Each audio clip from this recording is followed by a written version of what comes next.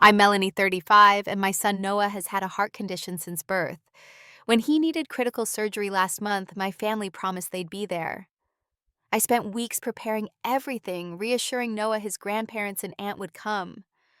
But as I sat alone in that cold hospital waiting room, staring at my unanswered texts, I realized what family truly means.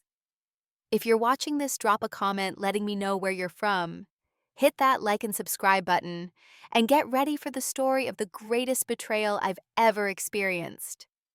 Growing up in our suburban Chicago home, the pattern was clear from the beginning.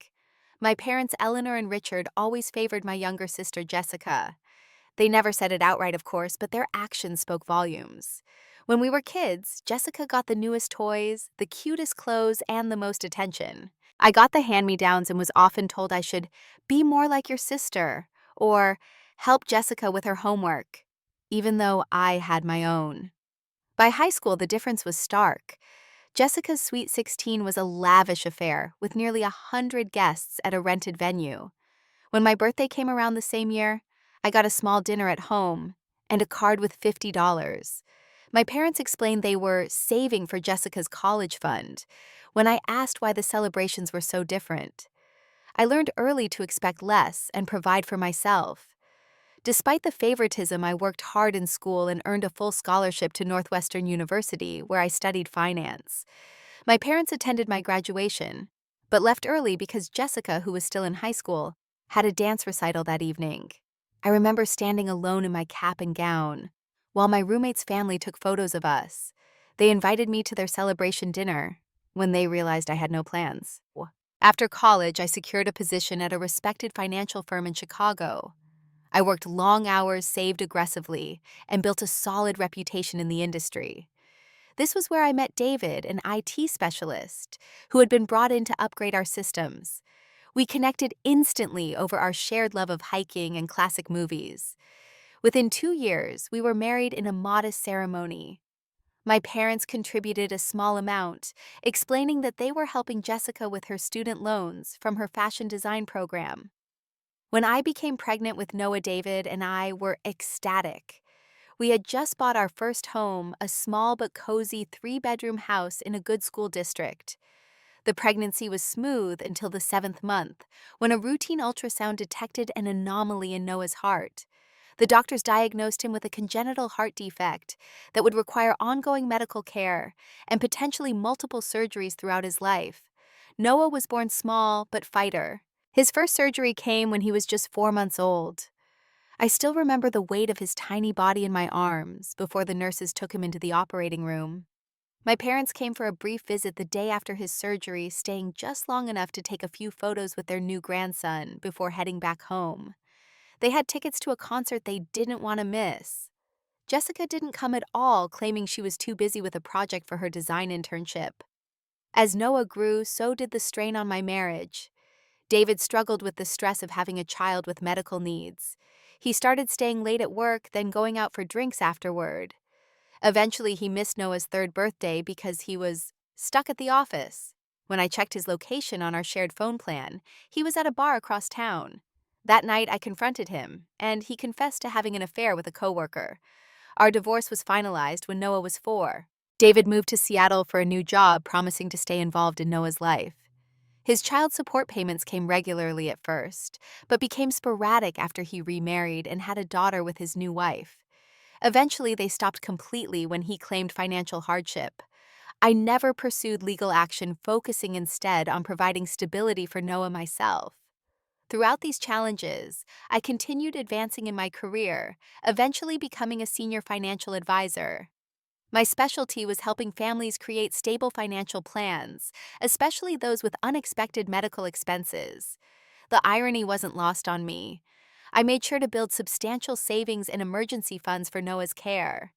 I also created college funds and retirement accounts, determined that we would never need to depend on anyone else.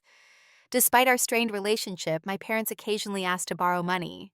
When Jessica couldn't make rent on her New York apartment, they called asking if I could help out the family. When their roof needed repair, I received urgent texts about their homeowner's insurance deductible. I usually sent the money, hoping each time that it might change our dynamic. It never did. Every Christmas and Thanksgiving followed the same pattern. We would be invited to family gatherings, but the conversations always revolved around Jessica's latest achievement or adventure. Noah's medical milestones or school accomplishments were given cursory acknowledgments before the topic shifted back to Jessica. I watched my son learn to accept the minimal attention from his grandparents and aunt, though it broke my heart when he would ask, "Why doesn't Grandma want to see my science project?"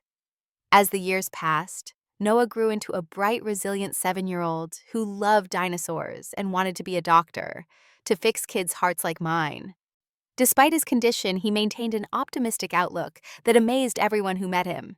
His pediatric cardiologist often commented that Noah's attitude contributed significantly to his ability to thrive despite his health challenges. While Noah's condition had been stable for a couple of years, with medication and minor procedures, his doctors had always warned us that he would eventually need a more comprehensive surgery to repair his heart as he grew. That moment arrived sooner than we expected, setting in motion the events that would finally show me who my family truly was. The call from Dr. Patel came on a Tuesday afternoon while I was preparing dinner. Noah was at the kitchen table carefully coloring a picture of a Tyrannosaurus Rex. I noticed the doctor's name on my phone screen and stepped into the living room to take the call, my stomach instantly knotting with anxiety. "Melanie, we've reviewed Noah's latest echocardiogram, doctor." Patel said, his voice measured and calm as always. "The ventricular septal defect has enlarged significantly since our last assessment. We need to schedule surgery within the next 3 weeks." My hand gripped the phone tighter as he explained the procedure. Noah would need an open-heart surgery to repair the hole between the lower chambers of his heart. The recovery would require at least a week in the hospital, followed by several months of limited activity and close monitoring. "This is a standard procedure for this condition," Dr. Patel reassured me. "But all cardiac surgeries carry risks. We'll need to discuss those in detail at our pre-surgical consultation." I glanced at Noah, still absorbed in his coloring, oblivious to the fact that his life was about to be disrupted again. "I understand," I managed to say. "When should we come in to discuss everything?" We scheduled the consultation for Thursday morning. After hanging up, I sat on the couch for several minutes, gathering myself before returning to the kitchen. Noah looked up as I entered, his blue eyes bright with excitement. "Mom, look, I gave him purple spots because maybe dinosaurs were colorful like birds," he said, holding up his drawing. I smiled, pushing down my worry. "That's amazing, sweetie. Scientists think you might be right about that." That night, after Noah went to bed, I contacted my supervisor at work to request family medical leave. As a longtime employee with an excellent record, the company was understanding and supportive. They approved 4 weeks of paid leave with the option to work remotely after that if needed. I was grateful for this security, knowing many parents face financial ruin when dealing with a child's medical crisis. Next, I calculated our finances. The surgery would cost thousands, even with insurance. But I had prepared for this. Our emergency medical fund had enough to cover the expenses without touching our other savings. I arranged for automatic bill payments during the hospital stay and recovery period. I also researched meal delivery services for when we returned home, knowing I would be focused on Noah's care. The pre-surgical consultation with Dr. Patel was comprehensive. He walked us through every aspect of the procedure using diagrams and models that made it easier for Noah to understand. The surgical team would access Noah's heart through his sternum, stop his heart temporarily, while connecting him to a heart-lung machine, repair the defect with a surgical patch, and then restart his heart and close the incision. "The good news," Dr. Patel explained, "is that once this repair is successful, Noah's heart should function normally. He'll need regular checkups, but we expect a complete recovery and normal life expectancy." Noah asked thoughtful questions that impressed both me and the doctor. "Will I be able to play soccer next year?" he wanted to know. "If your recovery goes well, I don't see why not," Dr. Patel answered with a smile. "You'll need to be patient and follow all our instructions first, though." After scheduling the surgery for May 17th, 3 weeks away, I called my parents. My mother answered on the 4th ring. "Melanie, we were just about to have dinner," she said by way of greeting. "Mom, I need to talk to you about something important," I said. Noah needs heart surgery. It's a significant procedure, and it's happening in 3 weeks. There was a pause before she responded. Oh my goodness, is he going to be all right? I explained what Dr. Patel had told us, emphasizing that while the procedure was standard, it was still major surgery for a 7-year-old. We'll be there, of course, my mother said, her voice suddenly firm and decisive. Your father and I will come the day before and stay through the recovery period. You shouldn't be alone for something like this. Relief washed over me. Despite our complicated relationship, having my parents there would provide emotional support I desperately needed. Thank you, Mom. That means a lot to Noah and me. Jessica will want to come too, my mother added. She's been so busy with wedding preparations, but family comes first. Jessica had gotten engaged 6 months earlier to Bradley, a real estate developer she'd met at a fashion show. The wedding was scheduled for August, and it had dominated family conversations since the engagement. Later that evening, Jessica called me directly, which was unusual. Mom told me about Noah, she said. I'm so sorry he has to go through this. Thank you, I replied, genuinely touched by her concern. I'll definitely be there, Jessica continued. I can help with anything you need at the hospital. I know how scary this must be for both of you. I felt a flicker of hope that perhaps this crisis might bring our family closer. That would be wonderful, Jess.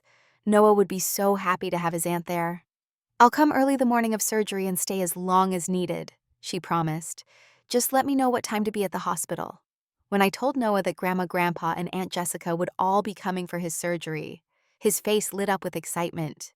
Will Aunt Jessica bring her iPad? She has that drawing app I like, he asked, referring to the one time Jessica had actually spent several hours entertaining him during a family gathering. I'm sure she will if you ask her, I said, smiling at his enthusiasm. They're all coming because they love you and want to support you. In the days leading up to the surgery, I prepared Noah both physically and emotionally. We read books about hospitals and heart surgeries written for children.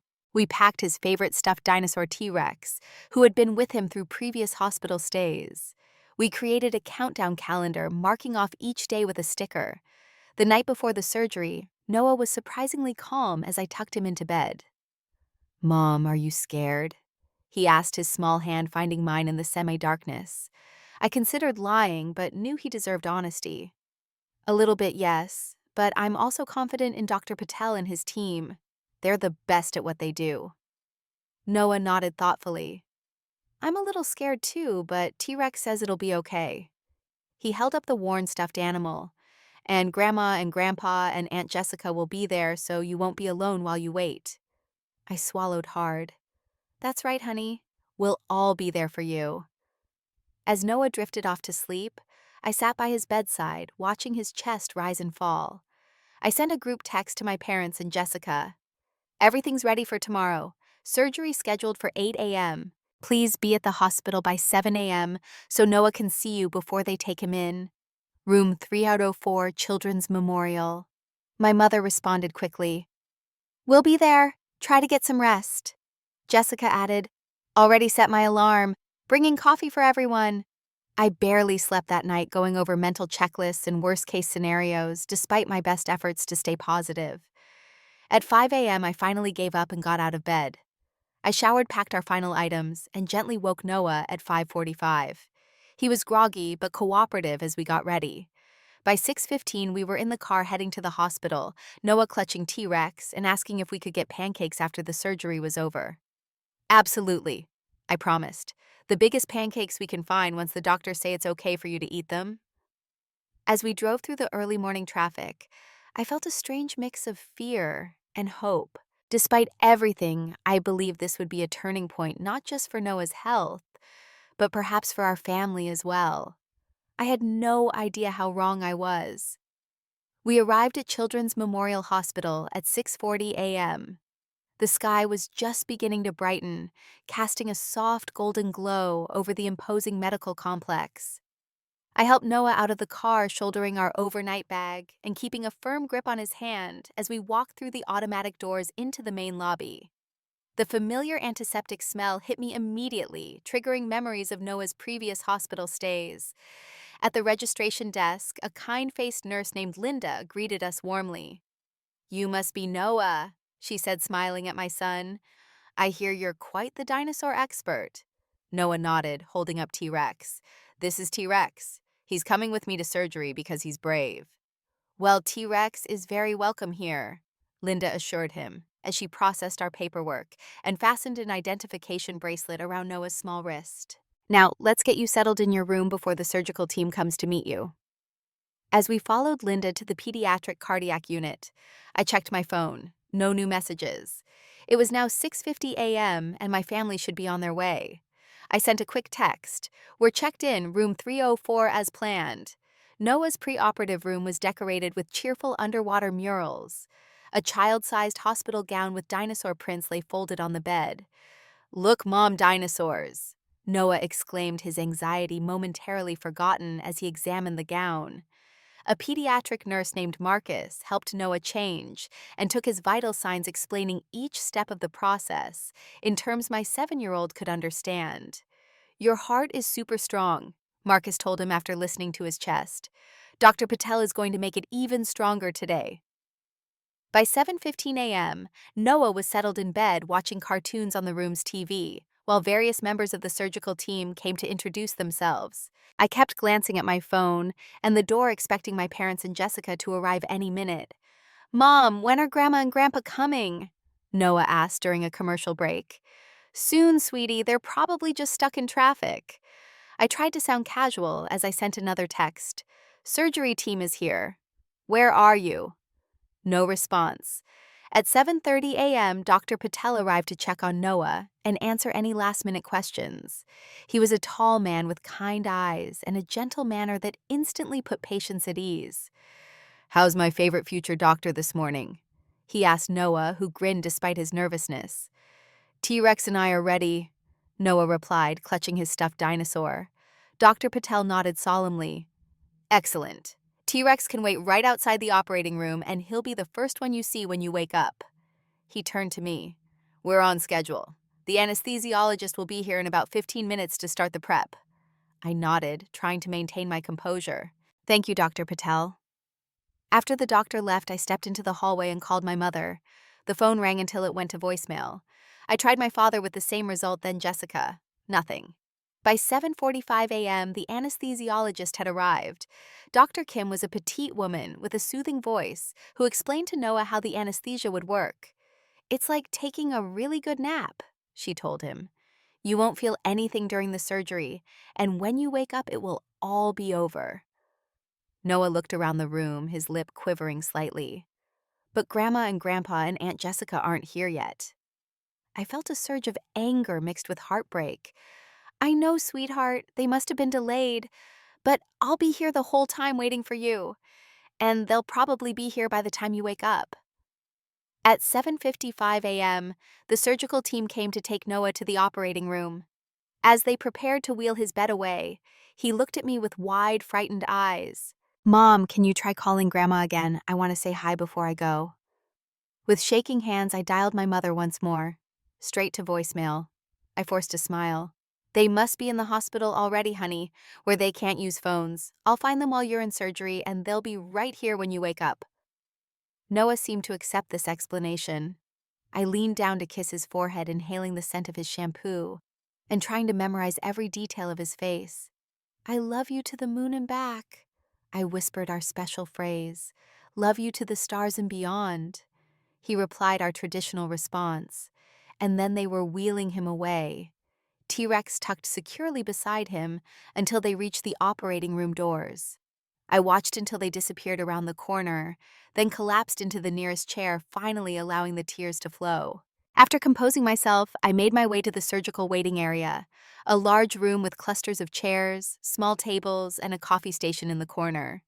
A few other families were already there, speaking in hushed tones or staring at their phones. A large digital board displayed patient codes and status updates, protecting privacy, while allowing families to track progress. Noah's patient number P347 showed "in surgery." I checked my phone again. Still no messages. With a growing sense of dread, I tried calling each family member again. All went to voicemail. I sent a group text, "Noah is in surgery now. Where are you?" 2 hours passed. Other families received updates from nurses.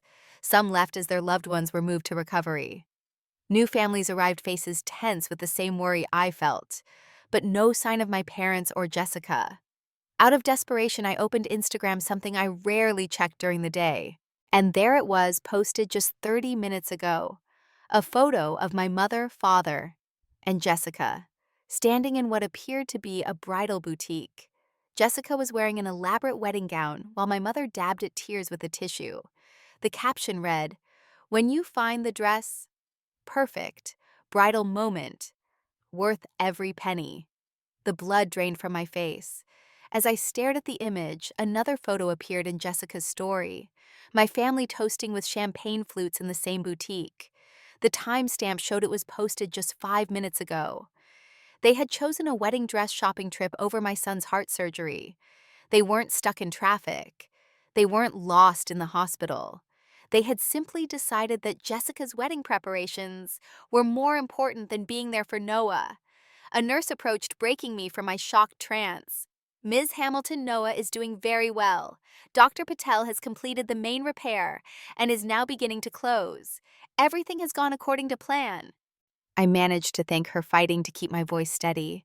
As she walked away, my phone finally chimed with a text message from my mother.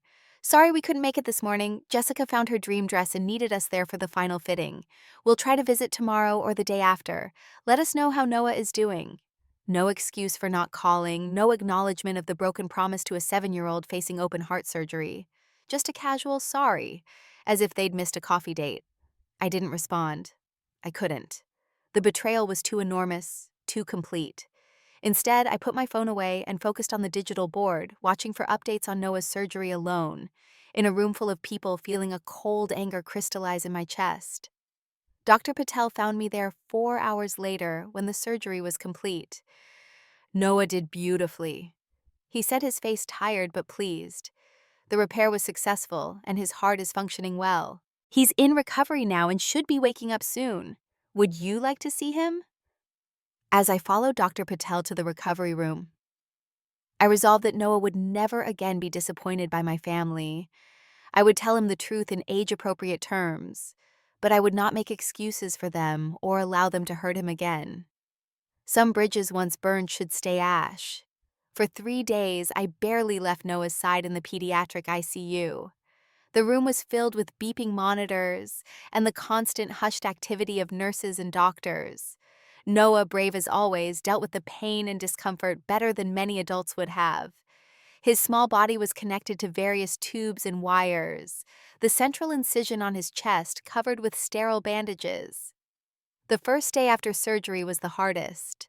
Noah was groggy from anesthesia and pain medication, drifting in and out of consciousness. When he was awake enough to speak, his first question broke my heart. "Did Grandma and Grandpa see me yet?" he asked, his voice raspy from the breathing tube that had been removed earlier. I had practiced what to say, determined to be honest, without burdening him with adult problems while he was recovering. "Sweetie, Grandma and Grandpa and Aunt Jessica couldn't make it to the hospital," I said, keeping my voice gentle. "They had something else they needed to do." Noah's forehead creased in confusion. "But they promised." "I know they did," I replied, stroking his hair carefully to avoid disturbing the IV in his arm. Sometimes adults break promises. It's not right, but it happens. The important thing is that you were so brave and the doctors fixed your heart just like they said they would. He seemed to accept this explanation, too tired to press further. "Will they come tomorrow?" "I don't know, honey, but I'm here, and the nurses all think you're the coolest patient on the floor." This brought a small smile to his face before he drifted back to sleep. Throughout those first days, I maintained a detailed journal of Noah's recovery, noting every medication, every vital sign check, and every small improvement. Dr. Patel visited twice daily, always taking time to answer my questions and acknowledge Noah's progress. "He's recovering remarkably well," Dr. Patel told me on the third morning after surgery. "If his latest echocardiogram looks good, we can move him out of the ICU to a regular room this afternoon." By this point, Noah was more alert and had started taking small amounts of liquid nutrition. The pain was still significant, but he was handling it with characteristic resilience. When the nurses came to check his incision or take blood samples, he would squeeze my hand and focus on breathing through the discomfort, a technique we had practiced before the surgery. I had received no further communication from my family since my mother's text on the day of surgery. I hadn't responded to her message, and they hadn't bothered to follow up. Each day that passed without word from them only cemented my resolve to protect Noah from their indifference.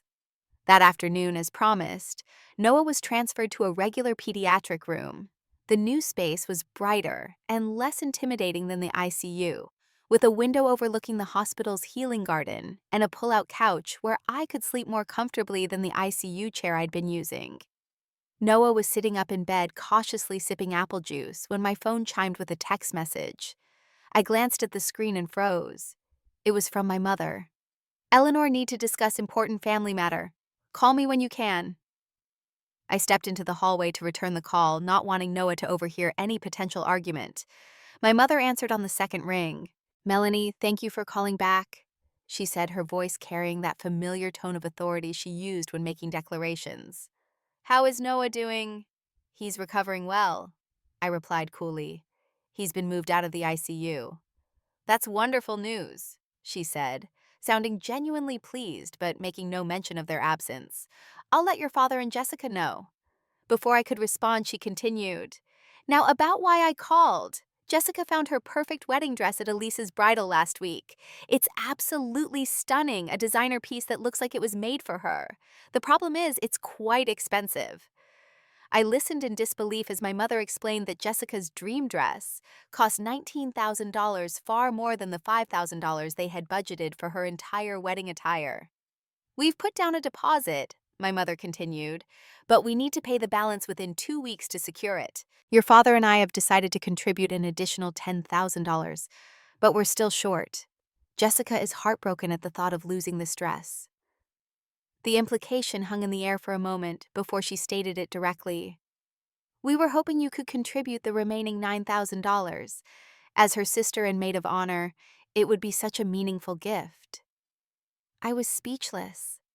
3 days after they had abandoned my son during critical heart surgery to go dress shopping, they were asking me for $9,000 for the very dress that had been more important than Noah's well-being.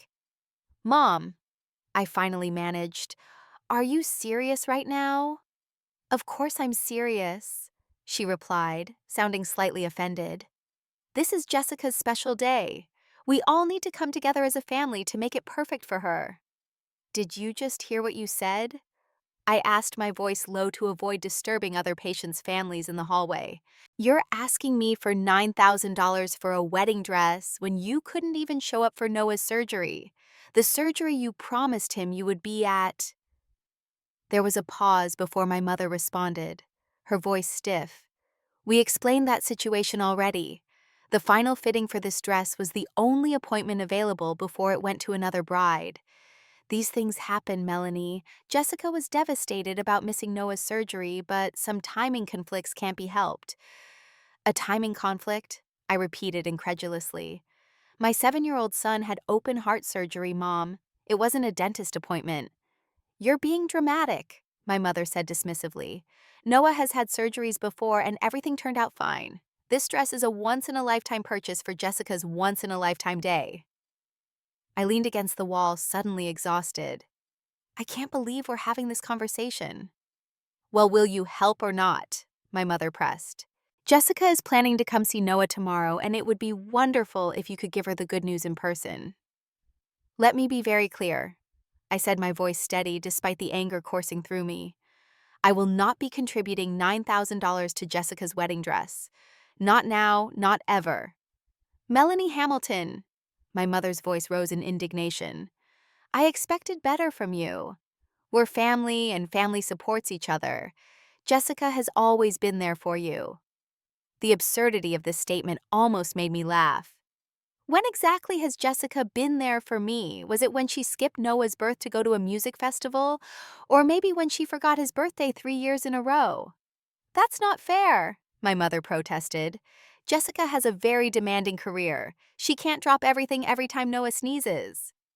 Heart surgery isn't a sneeze, Mom, and Jessica doesn't have a demanding career. She works part-time at a boutique and calls herself a fashion consultant on Instagram. My mother gasped. How dare you diminish your sister's accomplishments? She's building her brand and network. That takes time and commitment. More commitment than showing up for your nephew's surgery, apparently. I replied. I have to get back to my son now. The son you haven't even asked about until you needed money. Melanie, wait, my mother said quickly. Don't hang up. If $9,000 is too much, perhaps you could manage $5,000. Jessica would be so grateful. I ended the call without responding and returned to Noah's room, my hands shaking with anger. He was dozing now, the juice cup empty on his tray. I sat in the chair beside his bed, watching his chest rise and fall, the incision that would eventually become a scar visible above the top of his hospital gown. My phone buzzed with text messages for the next hour. Jessica, Mom told me what you said. I can't believe you're being so selfish about my wedding dress. This is my special day. I've supported you through everything. Dad, your mother is very upset. You should apologize and reconsider helping your sister. Family has to stick together. Jessica Bradley's family is contributing so much to this wedding. It's embarrassing that my own sister won't help with one thing. Mom, I've never been so disappointed. Your sister is in tears. $5,000 would make all the difference. Each message fueled my anger further. I put my phone on silent and focused on Noah, who was beginning to wake up. Hey, buddy, I said softly as his eyes fluttered open. How's the pain on a scale of 1 to 10? Maybe a 6, he said drowsily. Can I try some Jell-O? As I helped Noah with his Jell-O, a plan formed in my mind. I would give my family exactly the response their behavior deserved. After Noah fell asleep again, I opened my banking app and set up a transfer to my mother's account. Not for $9,000, not for $5,000, but for exactly $1. In the memo line I wrote, "For Jessica's veil. It's all I can afford after my son's heart surgery that you skipped." I hit send and felt a grim satisfaction as the confirmation appeared on my screen. It was petty, perhaps, but after years of putting their needs before mine and Noah's, it was time to set boundaries in a language they would understand. The response was immediate and explosive. My phone rang repeatedly with calls from my mother, father, and Jessica, which I declined. Then the text messages began. Jessica, are you kidding me with the $1? This is the most disrespectful thing you've ever done. Mom, your father and I are appalled by your behavior. This childish stunt is beneath you. Dad, call your mother immediately and fix the situation. You owe your sister an apology and the financial support she deserves from family. The final message came from Jessica. You've always been jealous of me, but this is a new low. I'm giving you one chance to make this right before I tell everyone in the family what a terrible person you've become. $9,000 by tomorrow, or you're dead to me.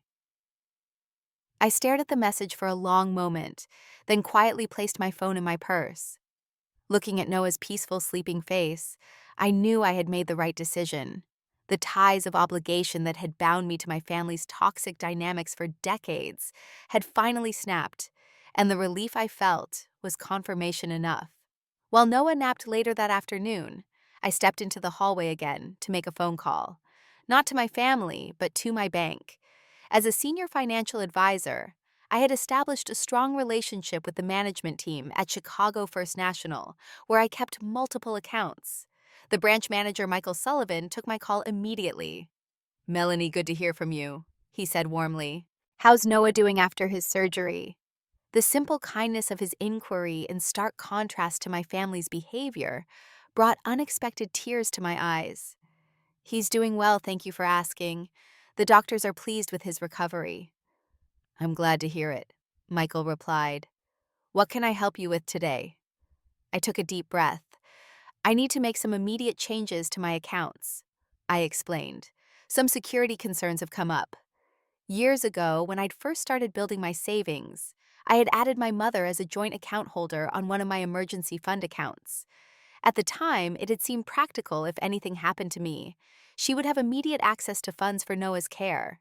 I had nearly forgotten about this arrangement until Jessica's threatening message reminded me how vindictive my family could be. Michael listened carefully as I explained that I needed to freeze all activity on my accounts immediately. particularly any withdrawal attempts by anyone other than myself. I'll need to remove my mother as an authorized user from the emergency fund account and change all access credentials. I continued, and I'd like to open a new account today to transfer those funds. I understand. Michael said, his tone professional but concerned. I can implement a temporary freeze right now while we process the paperwork for these changes. Would you like me to check if there have been any recent attempts to access your accounts? Yes, please, I said, suddenly worried. My family knew where I banked. I had helped my mother open her own account at the same institution years ago. I heard keyboard clicks as Michael checked my account activity.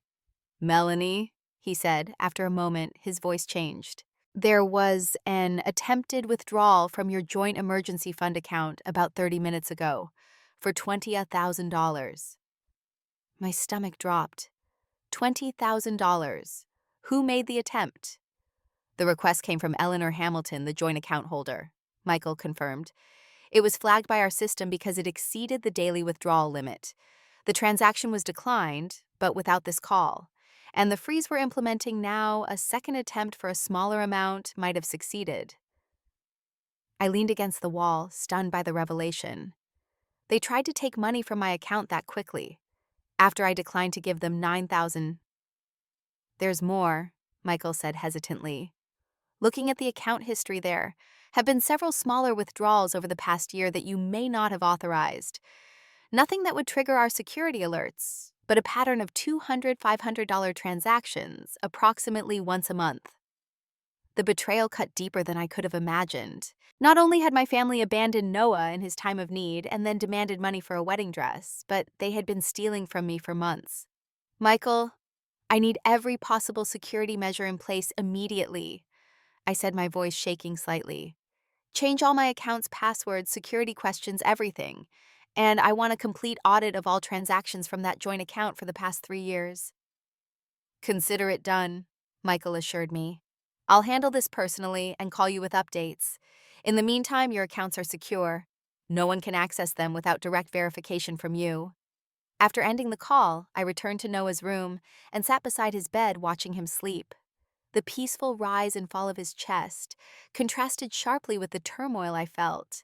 I had always believed that despite our difficulties, my family would never cross certain lines. I had been wrong.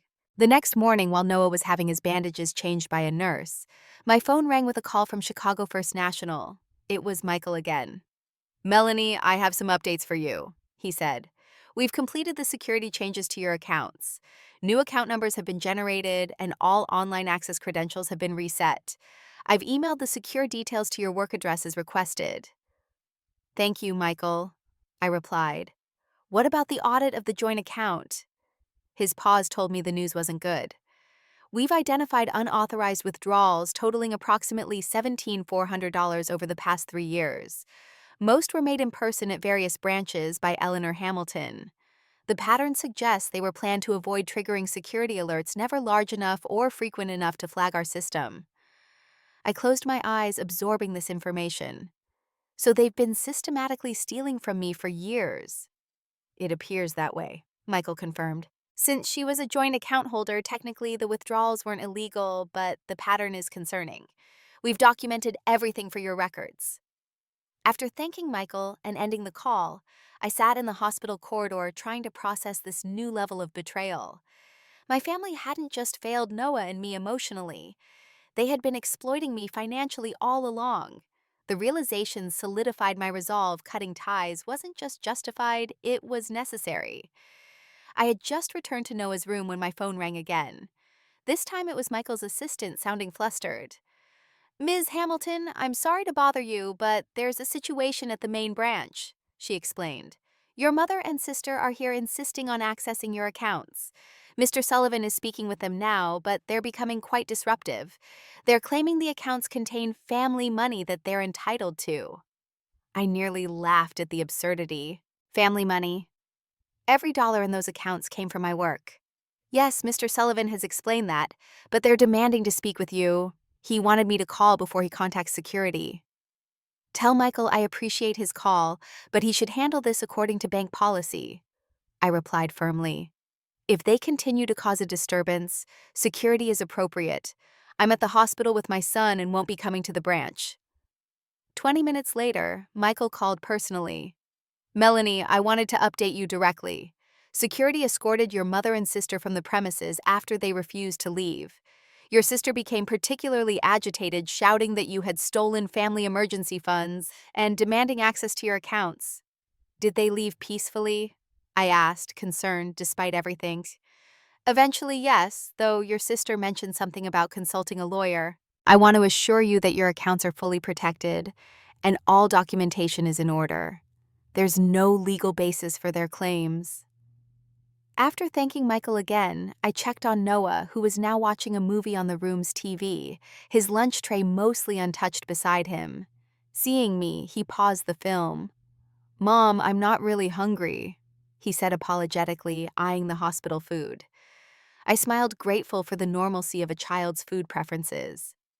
"That's okay, buddy. How about I see if the cafeteria has some chocolate pudding instead?"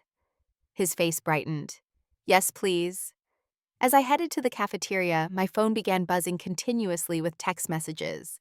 "Jessica, how dare you call security on your own family? You've completely lost your mind." "Mom, your behavior is shocking and disgraceful. We needed that money for family emergencies."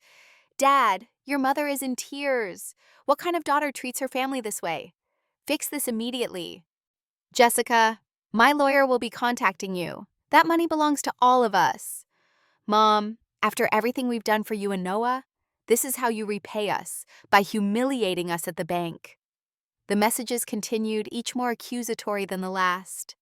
I silenced my phone again and focused on getting Noah's pudding. The family I had longed for all my life, the support system I had desperately wanted for my son, had never truly existed. It was time to accept that reality and move forward with the people who genuinely cared about us, even if none of them shared our DNA. Over the next few days, the barrage of texts and calls from my family intensified. My mother left voicemails alternating between tearful pleas and angry accusations. My father sent stern messages about family duty and respecting your elders. Jessica's communications were the most volatile, swinging from threats of legal action to claims that I was ruining the most important day of her life. I read and listened to each message documenting the harassment, but not responding. Instead, I focused on Noah's recovery, which continued to progress well. By the 5th day after surgery, he was walking short distances in the hospital corridor and eating regular food again. His resilience amazed the medical staff, who commented on his positive attitude, despite the significant trauma his small body had endured. One morning, as Noah was working with a physical therapist in the hallway, my phone rang with an unknown number. Expecting it might be related to work, I answered. "Is this Melanie Hamilton?" a woman's voice asked. "Yes, this is Melanie." "Ms. Hamilton, my name is Courtney Jenkins. I'm your cousin Ethan's wife. We haven't met, but I've heard a lot about you from the family." I tensed, expecting another attack. "What can I do for you, Courtney?" "I wanted to reach out because, well, there are some pretty wild stories circulating in the family chat groups right now." She explained, her tone cautious. "Your mother and sister are saying you've had some kind of breakdown and frozen the family emergency fund to punish them. They're organizing a family intervention when you leave the hospital." I nearly laughed at the absurdity. "An intervention?" "That's what they're calling it," Courtney confirmed. "But listen, Ethan and I thought something seemed off about the whole story. Why would you suddenly block your family's access to shared money unless something serious happened? Then your mom mentioned in passing that your son just had heart surgery, and that's when things really didn't add up for us." I hesitated, unsure how much to share with this relative I'd never met. "It's complicated," I said finally. "I'm sure it is," Courtney replied. "But here's the thing, Ethan and I have a daughter with cystic fibrosis. We know what it's like when family doesn't show up for medical crises. So if you want to share your side of the story, we're willing to listen without judgment." Something in her voice, perhaps the genuine understanding of a parent who had faced similar challenges, broke through my guard. I found myself telling Courtney everything: the broken promises, the wedding dress, demand the discovery of the unauthorized withdrawals. So there was never any family emergency fund, I concluded. It was my personal savings that they had been taking from without my knowledge. Courtney was quiet for a moment before responding. I'm so sorry, Melanie. That's absolutely horrible. No wonder you protected your accounts. I appreciate you listening, I said, surprised by how much lighter I felt after sharing the truth. But I don't expect this to change anything with the family dynamics. Maybe not with your parents and Jessica, Courtney agreed. But Ethan and I believe you, and so will others once they hear the whole story. We'd like to visit Noah in the hospital, if that's okay. No agenda, just to meet you both and offer some support. Tears pricked my eyes at this unexpected kindness from virtual strangers who happened to share some DNA. I'd like that, I said. Noah loves meeting new people. Courtney and Ethan visited the next day, bringing Noah a dinosaur-themed gift basket and spending an hour chatting easily about everything from his favorite books to their daughter's recent science fair project. When they left, Courtney hugged me tightly. Family isn't just who you're born to, she whispered. It's also who shows up when it matters. Her words stayed with me as Noah continued to recover, and we prepared for discharge. Dr. Patel conducted a final examination on the 10th day after surgery, pronouncing himself extremely satisfied with Noah's progress. His heart function is excellent, he told me, reviewing the latest echocardiogram results. The repair is holding perfectly, and the incision is healing well. I'll want to see him for follow-up in 2 weeks, but I'm confident he's ready to continue recovery at home. As we packed our things, Noah carefully placing T-Rex in his backpack, my phone rang. It was Michael from the bank again. Melanie, I apologize for bothering you, but there's been another incident. He said, his voice tense. Your mother and sister returned to the branch today with a man they identified as their attorney. They demanded access to your accounts, claiming they have legal rights to the funds based on verbal family agreements. I sighed, weary of the drama. What happened? Our legal team intervened immediately, Michael explained. They made it clear that without written documentation of such agreements, there was no basis for their claims. They also advised your family's lawyer that continuing to pursue this matter could potentially constitute harassment. How did they respond? The attorney seemed surprised by some of their claims, Michael said carefully. He requested a private conversation with your mother and sister, after which they all left without further incident. I wanted you to know in case they contact you with more threats. I thanked Michael for his continued support and turned my attention back to Noah, who was carefully folding his hospital pajamas. Ready to go home, buddy? He nodded enthusiastically. Can we get pizza for dinner? Absolutely. I promised, helping him into the wheelchair that would transport him to the hospital exit. As we rode the elevator down to the main floor, my phone buzzed with a text message from an unknown number.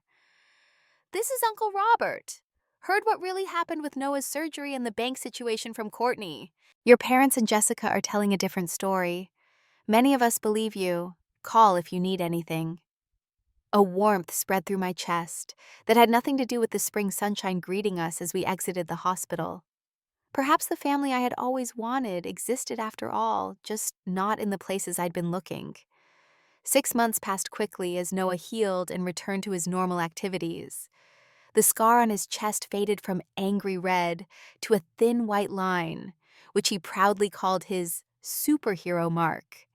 His energy levels improved dramatically after the surgery, and for the first time he could keep up with his classmates during physical education without becoming exhausted. During those months, I maintained complete radio silence with my parents and Jessica. The harassment had eventually tapered off when they realized I wouldn't engage. Jessica's wedding went ahead in August, though from what I heard through Courtney and Ethan, it was scaled down considerably from the extravaganza she had originally planned. Apparently the venue was smaller, and she wore a different dress, Courtney told me over coffee one Saturday while our children played together at the park. Your mother spent most of the reception complaining about financial struggles and how the wedding could have been so much more if certain people had contributed. I shrugged, watching Noah climb confidently up the jungle gym. Their financial struggles are self-inflicted. I'm just grateful Noah and I are out of that toxic cycle. And we were thriving outside of it. Without the constant emotional drain of trying to please my impossible-to-satisfy family, I found myself more present for Noah and more effective at work. I had built a support network of genuine friends, fellow parents from Noah's school, and the few extended family members like Courtney and Ethan who had chosen to hear my side of the story. Noah's cardiologist had declared him fully recovered at his 6-month follow-up appointment with no restrictions on his activities. We celebrated with a weekend trip to the Museum of Science and Industry, where Noah spent hours in the dinosaur exhibit, explaining facts to anyone who would listen. It was during this peaceful period that I received an unexpected call from Uncle Robert, my father's older brother, whom I had always liked but rarely seen due to geographical distance. "Melanie, I hope I'm not interrupting anything," he said when I answered. "Not at all, Uncle Robert. It's good to hear from you." There was a pause before he continued. "I was at Jessica's wedding in August." "I heard it was lovely," I replied neutrally. "It was fine," he said dismissively. "But that's not why I'm calling. Something happened there that I think you should know about." I braced myself. "What's that?"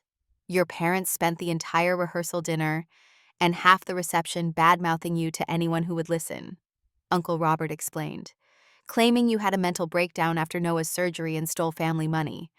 It was so uncomfortable that several guests left early, including me." Though I had expected as much, hearing the confirmation still stung.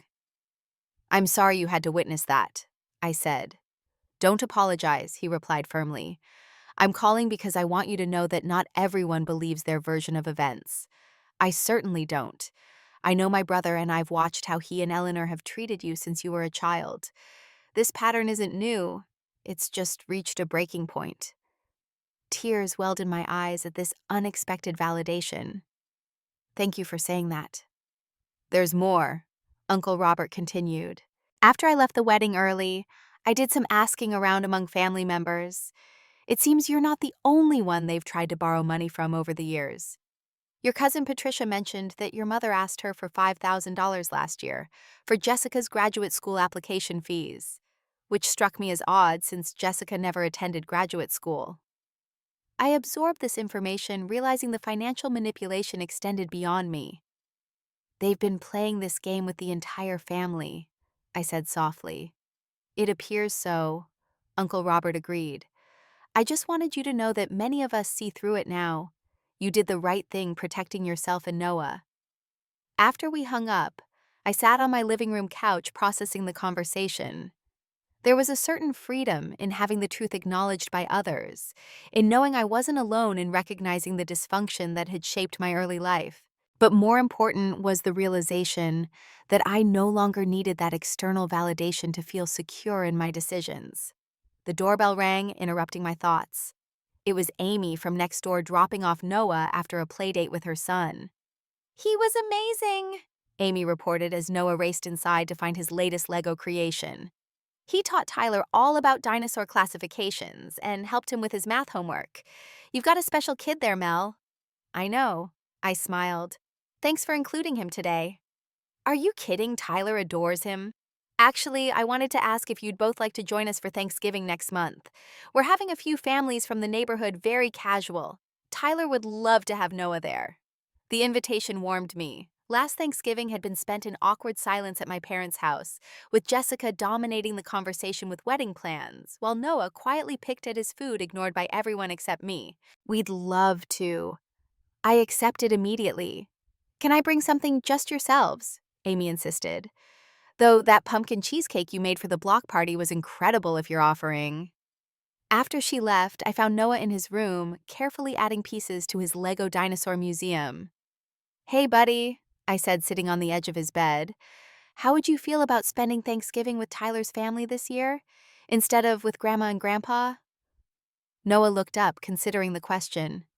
"Will there be other kids to play with?" "Several," I confirmed. "And Tyler's dad makes amazing mashed potatoes, I hear." Noah nodded decisively. "That sounds better. Grandma always makes me wear itchy sweaters and nobody talks to me anyway." The simple truth in his observation confirmed what I had known, but struggled to accept. Noah had always seen the reality of my family's treatment. Children often do, even when we try to shield them. "It's settled then," I said, ruffling his hair. "A new Thanksgiving tradition for the Hamilton duo." Later that evening, after Noah was asleep, I sat at my computer and began drafting an email to a therapist Courtney had recommended, someone who specialized in family trauma and recovery.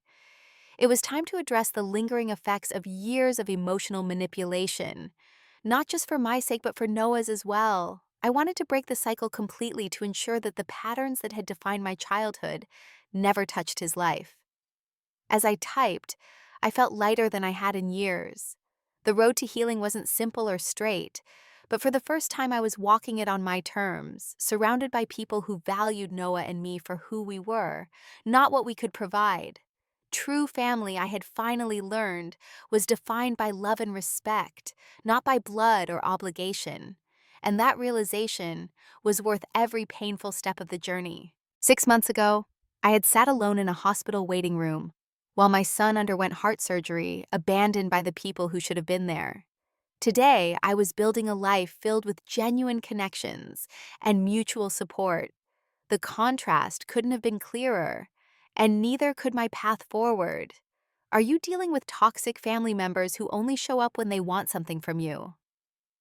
Have you ever had to make the difficult decision to protect yourself and your children by cutting ties with harmful relatives? Share your experiences in the comments below. Remember, sometimes the most loving thing you can do for yourself and your children is to walk away from relationships that cause more pain than joy. Don't forget to like this video and subscribe to my channel for more stories about finding strength through life's challenges.